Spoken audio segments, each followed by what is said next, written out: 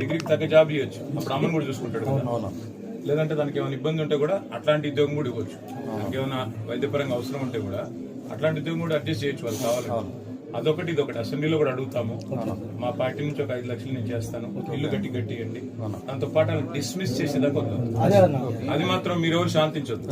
మల్లన్నతో కూడా నా రిక్వెస్ట్, ఎట్టి పరిస్థితుల్లో వాళ్ళ అధికారులు డిస్మిస్ అయ్యేదాకా. ఎందుకంటే అది అన్యాయం. తీసుకెళ్లి చంపారు పిల్లగాన్ని, కేసు పెట్టొచ్చు, జైల్లో పెట్టొచ్చు, తప్పలేదు. కొట్టి చంపేది ఏంటి? రీపోస్ట్ మార్టం అన్న, రేపే రీపోస్ట్ మార్టం వస్తాడు అని చెప్పారు రీపోస్ట్ మార్టం చెప్పారు. అనుకోకుండా ఇవాళ మేము ఏమంటారు అది రిజల్ట్ ఏమొస్తుందో చూద్దాం లేదు. కానీ మీరు కొద్దిగా అందరూ జగదీష్ రెడ్డి గారితో కూడా రిక్వెస్ట్, ఇది కేసు అయ్యేదాకా కొద్దిగా మీరు పర్సనల్ కేర్ తీసుకోండి. కొద్దిగా వెంబడబడి కొద్దిగా సీరియస్ గా కంక్లూజన్ వచ్చేదాకా వదిలిపెట్టకుండా వెంబడబడితే కరెక్ట్. అందరూ ఎంపీ గారు కూడా వచ్చారు, రాజ్యసభ ఎంపీ గారు కూడా వచ్చారు, పద్మావతి గారు.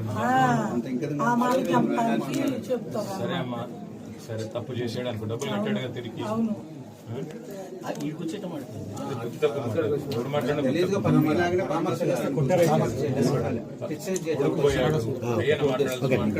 అది కనుక పర్టికులర్ గా ఇంటికి రాలేదన్న, పక్కన వాళ్ళ కార్యకర్త ఉంటే అక్కడికి వచ్చి కాంగ్రెస్ పార్టీ కార్యకర్త